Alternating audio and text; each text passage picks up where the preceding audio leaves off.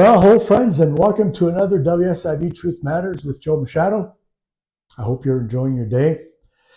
Today, I'm going to talk about a subject that I know a lot of you have heard me talk about, and you know that I don't agree with it in a huge way, and that's the WSIB getting involved with, recommending or overruling or even providing whatever sort of an opinion when it comes to the treatment of an injured worker. I don't know. They're just, what the hell do they come up with? When did somebody at some point think that this was a good idea? Because it's nowhere in the Meredith Principles, nowhere it is suggested that the WSIB engage in this type of behavior. But for some reason, they got into it. They even got their own hospital, which they closed that place down because, well, it was nothing more than just a corrupt piece of shit. If any of you remember the Downsview Rehabilitation Center. But yeah, they still do it to this day, and they've found creative ways to, make it look or try to make it look like they're doing it to help you, to help the injured worker, that it's in your best interest. Yeah.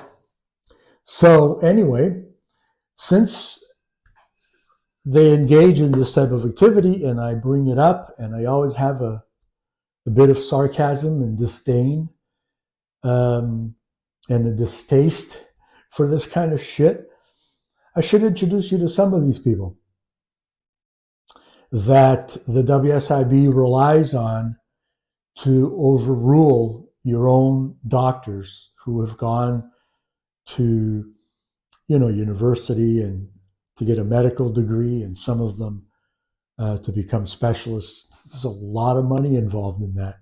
There's a shitload of money involved to get it to that far. I have a friend who spent hundreds of thousands, probably over $1 million now, to help his son become a doctor. So, and to have their opinions overruled by somebody, let alone a nurse, that doesn't go over well. And but it happens. So let me introduce you to some of them. Actually, I think it's 115 of them, to be exact, or at least the ones that earn over 100,000, and they have to report it, or it's reported in the government website, the provincial government website. They call it the Sunshine List. So 115. Oh, there's more. The other ones I left it for another special video because there's more. But anyway, let's just have a look at these ones. And yeah, so this list is of 2023, and it provides what they're earning. It shows you that information. Here we go. You're going to see some of them are earning quite a bit of money. And, well,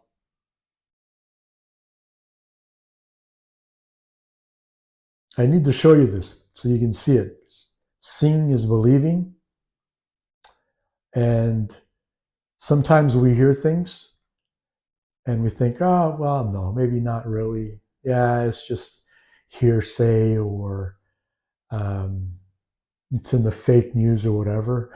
But no, this is real. I mean, this is as real as they get. And they're all there. There's more.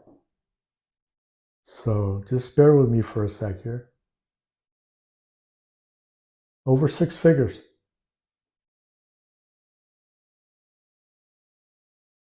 I mean, look at Quinn Powell, $160,000 a year. $160,000 a year. I don't know.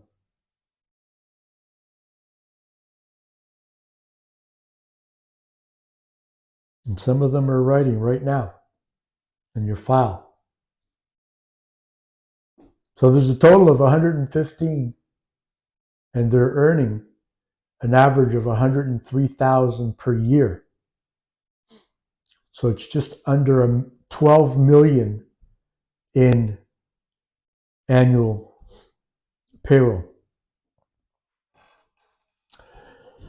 Well, some would say, well, that's not a lot. I mean, that's for the WSIB, that's just a drop in the bucket. Drop in the bucket. You fucking kidding me? It's an insult. Listen, I don't have an issue with nurses or any healthcare professionals for that matter. But I'm speaking about nurses now because they're the ones on this list. They call them nurse case managers. And so I just want to make sure that it's clear. I don't have an issue with nurses, and I think that they do an enormous job in our healthcare infrastructure. And they play an important role within that healthcare infrastructure. But if I go to my doctor and I make an appointment to see my doctor because I have a healthcare issue, I don't want to see the nurse. I want to see my doctor.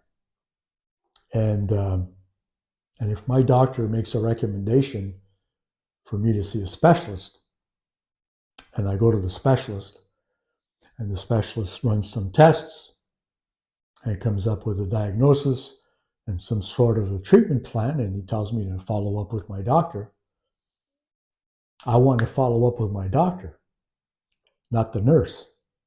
It's my doctor's opinion that I'm looking for. And if my doctor says, hey, we're going to do this treatment for such and such a period of time, we'll see how it goes, and the nurse will implement it and be part of the process, I have no issue with that. I think it's great because my doctor needs to be involved and his time is more appropriately spent with the patients who want to see the doctor. What I do have a problem with is my nurse or the nurse saying to me, you don't really need this stuff that your doctor and your specialist said. You don't need it. I got a fucking problem with that. I got a real fucking problem with that. You get my point.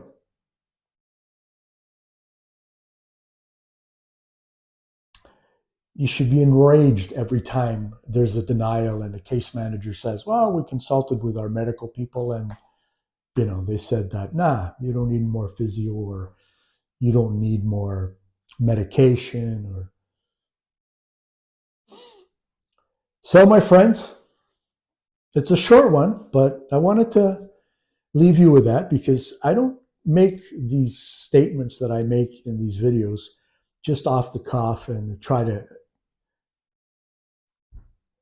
get some sort of a emotional reaction. This is the kind of shit that I see all the time, for years.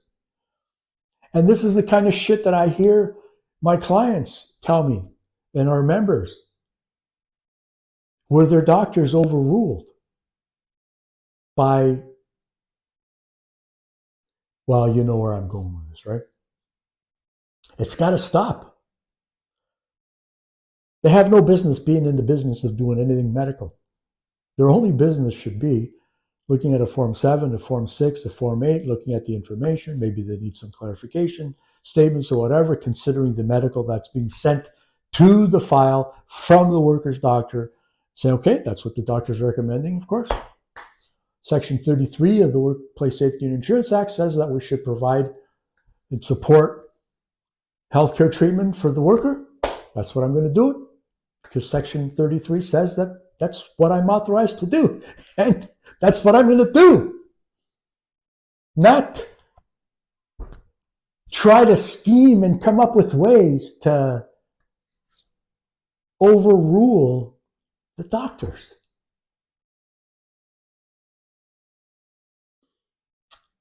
Holy shit. Anyway, my friends, coming up on Friday, actually, I'm making a special announcement for my website, WSIBsettlements.com. As you know, I've been involved in this business for over 30 years and built a large paralegal firm and handled thousands of cases and had a number of paralegals working in my firm. At that point, we had like 22 employees. It's big. And we've dealt with everything and anything under the sun that comes to WSIB. Any issue that you're confronted with, I can tell you, we've dealt with it. I've seen it. And so I can't tell you how many times over the years, and especially over the last, going on 7 months now since I started this channel, I get tons of requests, emails and subscribers, viewers, looking for information. And I've probably been as busy now as I have been when I was operating my paralegal firm. Incredibly busy, which is fine because that's the way I like it. I like to be busy. And so a lot of the requests are, am I going in the right direction? What am I entitled to? What's, is this even worth it? And so there's always that question. And it involves, in some cases, a pretty lengthy review because you want to make sure, and I like to make sure that I'm providing a sound, backed up, supported opinion so that the person that I'm attempting to help is not vulnerable. They know where they stand. And the laws are very complicated. There's three major that from 1990 to three major. They're very confusing. And even for lawyers and paralegals who deal with this all the time, they have trouble going through and trying to separate out all of the factors and then look at all of the different types of entitlements and then come up with a plan. But, if you haven't been involved as long as I have, it's very hard. And so I'm coming up with a feature in our app that'll be available to our members through our app that they can tap into and get that peace of mind and know exactly where they stand and what they can get, what they're entitled to, if anything. So yeah, that's coming out Friday. So stay on the lookout for that because it's going to be an interesting one. It'll be very short, but it's a feature that I've been working on based on a lot of the requests that I get. And of course, all of the historical information from operating my paralegal firm. So, and all of it's done to help injured workers. I want to give injured workers the best possible tool to succeed in their claims and put these assholes back where they belong. So anyway, be on the look for it and share this video with others, my friends, and because people need to know who's providing these opinions that is putting them in jeopardy when it comes to their health and their treatment. I've often said if the WSIB wants to be in the business of providing medical opinions and making decisions based on their own medical opinions of their medical people, and they want to posture themselves like an insurance company, they should be subjected to the same legal exposure that insurance companies are. Meaning, if you're telling me something and you're trying to cause me to do something that's against my doctor's recommendations and something happens because you forced me, we're going to go to court. And your legal exposure is huge. But the WSIB doesn't want that. They want to stick their dirty little fingers in everything that has to do with you and your injury and things that are not appropriate, which I believe is the medical part of it, but not have to be in a position where the fat cats upstairs have to deal with a liability issue. Anyway, I'm getting off track here, but anyway, you need to know who these people are and how much they're earning because it's a shitload. Okay, friends, thank you for taking the time to watch this video. Please share it with people that you know. Help me build this channel. To subscribe, it's free, as most of you know. And I want to be able to reach every single injured worker in this province and let them know that there's help out there to help them with their WSIB claims. All right, friends, as always, take care.